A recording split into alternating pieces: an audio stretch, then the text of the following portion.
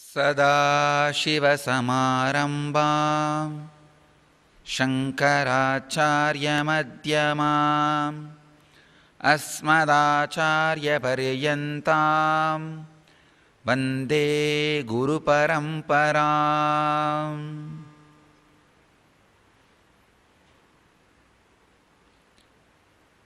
शङ्करं शङ्कराचार्यं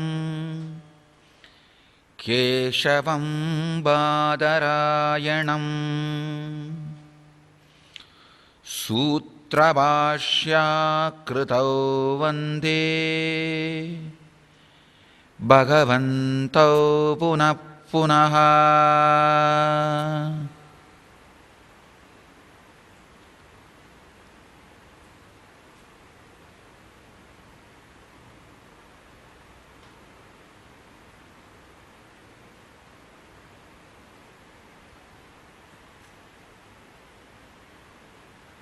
I welcome you all with my love and respects.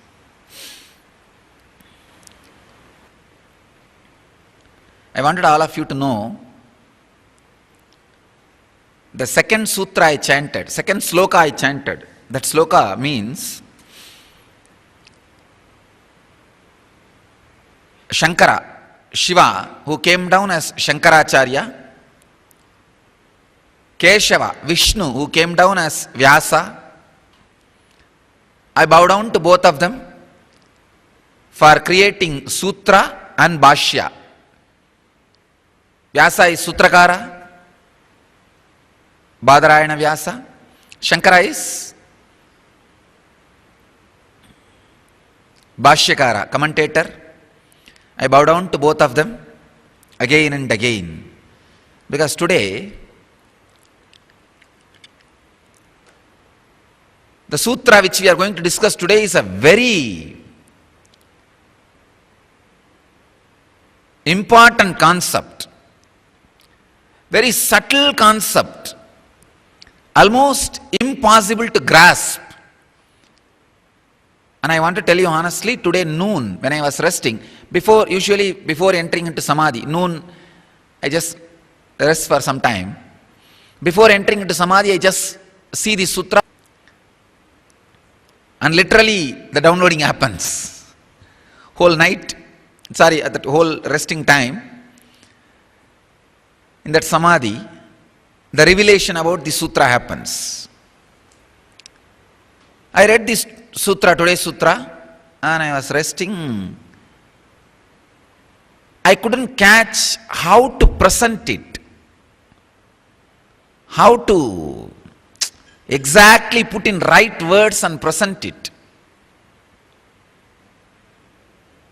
Suddenly, please understand,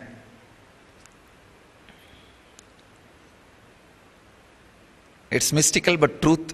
Suddenly I saw kind of a two intense thought flow, argument flow for this sutra just hit my inner space. Two thought flow about the same sutra. How the sutra can be understood and debated in two thought flows. Just both of them hit my inner space and became almost juice of my inner space. I just looked up and saw how these two thought flows are happening in me. I saw it's Akashic record of Shankara and Vyasa's arguments. Today I am going to tell you exactly what Shankara and Vyasa argued on this sutra.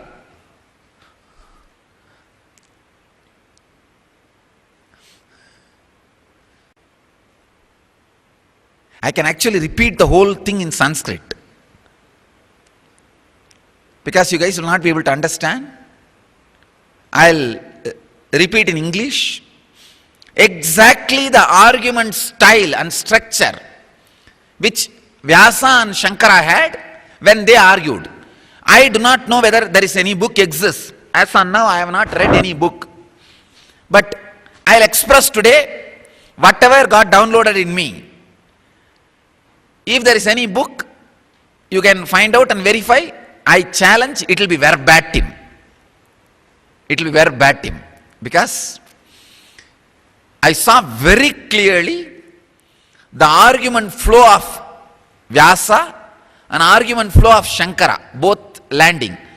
All of you should be aware that Vyasa himself came down to check Shankara's strength on this philosophy and to bless Shankara. The argument went on and on and on, and how can it end? And who can win between Shankara and Vyasa? That's why Bhatmabada sings the great song, great verse saying, Shiva is sitting here as Shankara and Vishnu is sitting here as Vyasa. How can this argument end? I bow down to both of you. Suddenly Shankara realizes, oh, it's Vyasa who is sitting in front. And Vyasa realizes Shankara who is sitting in front. Then both of them end the argument. Vyasa blesses Shankara saying that I will give you 16 more years of life. So,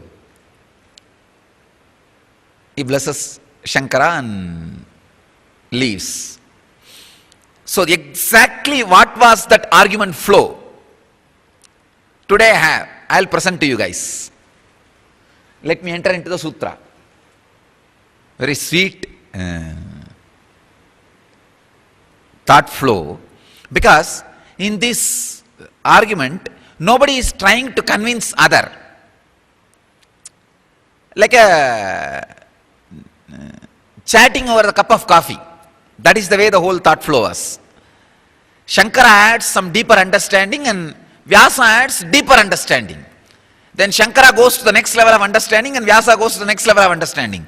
It goes on and on and on. There is no argument. And nobody is agreeing with each other. That is the most funny thing. I will present to you. You will be shocked. How can this kind of argument go on? Neither both of them disagreeing with each other, nor they are agreeing with each other.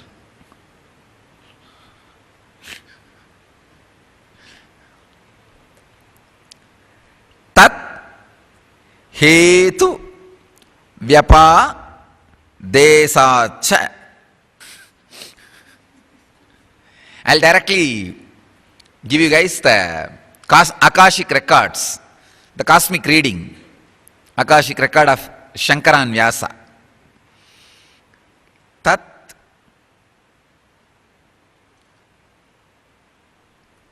hetu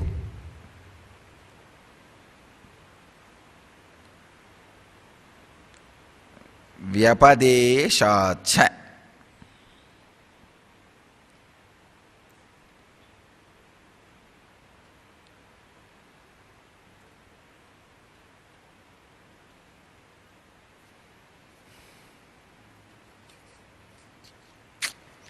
I cannot find a single translation which even connects with Shankara and Badarayana's thought flow.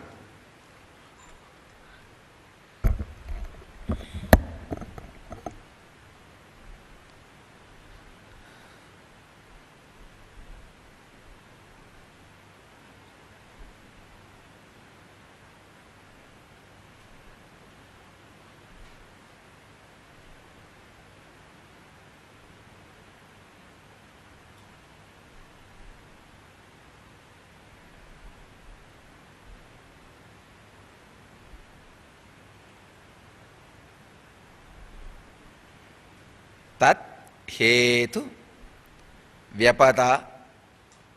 Let me read. Tat hetu vyapadeshacha. In the first chapter, first section, sutra number 14.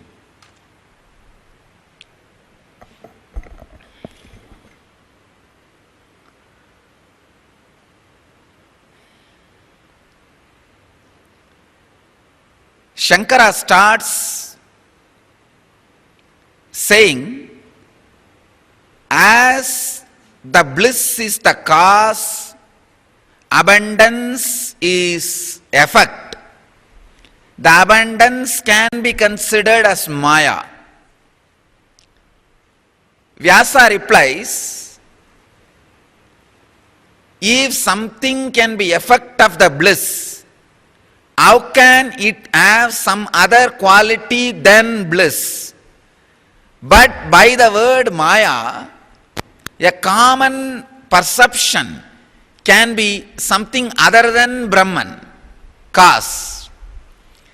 Shankara continues, the attribution something other than Brahman is Maya itself is not complete factual cognition, as the bliss and the abundance cannot be separated by its existence and action.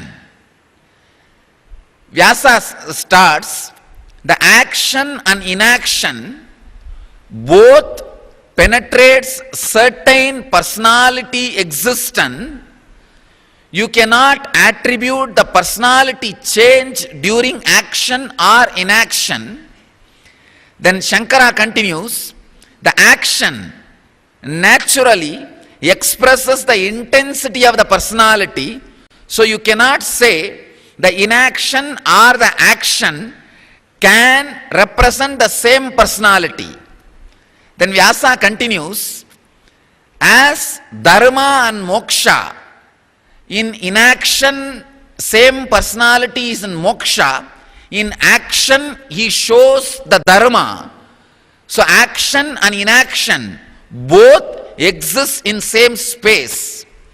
Then Shankara continues, even though action, inaction exhibits itself in a same space, dharma is surely one step different other than moksha's very existence. It is a line moving in the love, in the lok, in the flow, the very essence of the source. Even though it is love, the flow of the love is dharma. So the dharma and moksha cannot be, may not be equated for common understanding.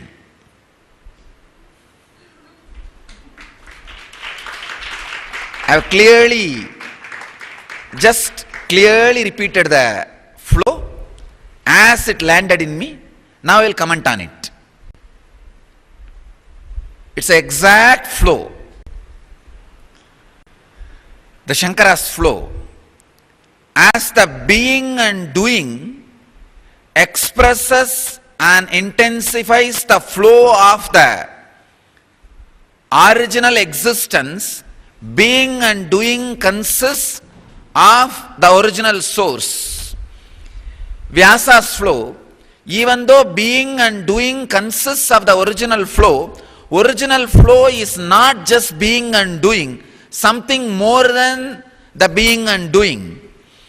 As the Shankara's flow, as the moksha, when moves considered as dharma, the source, dharma and moksha may not become equivalent. So we have to look into the subtle possible difference between Maya and Brahman. Vyasa flows, words like dharma, artha, kama, moksha can be different, but the original flow, the moksha, when it vibrates in the being by the doing in a majority space, it is called artha, the wealth. But when the doing is reduced by the push of the being, it is called kama, pleasure. When being and doing is completely overtakes the other, it is called dharma or moksha. So because all the four flows with the very source, on the very source, even though all the four are considered to be different, it cannot be different, as the source and the flow is one and the same, like water and the river. Shankara flows, whether water and the river flows and or stays as the source and flow, it can it can change by its very quality, by the flow or by being stagnant. As the dharma which does not constantly upgrade itself does not lead to moksha, so the moksha which does not directly useful to the common man can never become dharma. The words go on denoting the same, but the very flow differs based on the time and space and requirement, which is the influence of Maya. So you cannot say the Maya and Brahman does not have any gap. Vyasa starts, if you accept the gap between the Maya and Brahman, which creates too many complications and questions which cannot be sorted out by any argument, the flow of the Maya into Brahman and Brahman into Maya has no boundary which can be experienced by the Upanishads or the inner space of your very experience. As per the Atma Atta Sastra Pramana, the differences are never felt except by the different usages of the word. You cannot grasp the Brahman Maya's independent existence or even a slight difference. Then comes the Shankara's flow, Shankara's argument. If there is no difference between the Brahman and the Maya's flow, if there is no addition or deletion between these two, then the dharma and moksha is supposed to be one and the same. How can dharma and moksha be one and the same, as they have to be dropped for the sake of other at particular point? Dharma has to be dropped for moksha. If you are interested too much in dharma, moksha cannot be achieved. This is the revelation not only of Shastras and Atma Pramana, the personal experience. Then comes Vyasa. There is a space where the dharma and moksha cannot be dropped for the sake of another, as enlightenment or Atmanubhava is always transmitted only by a personality, where the moksha and dharma has met one another, merged into that completely. So the transmission happens only by a being in which both are merged. You don't need to drop one another when you have the direct master who is transmitting that experience. After all, it never gets transmitted without a personality, where the moksha and dharma has never become one, has never become merged. So the necessity to drop the dharma for moksha, or for the necessity to drop the moksha for dharma, does not exist when the real transmission is happening.